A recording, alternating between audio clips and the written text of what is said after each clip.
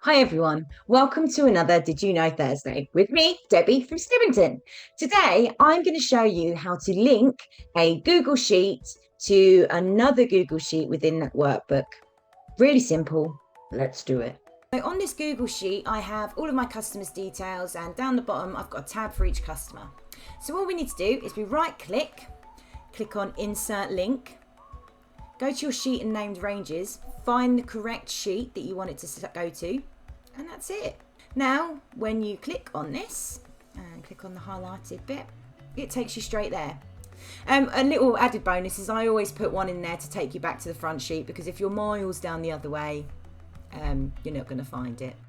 Efficiency is pretty much the heart of what we do at Stebbington, and I've got to say, by linking different sheets and being able to click on a button, you save so much time from trying to find said worksheet.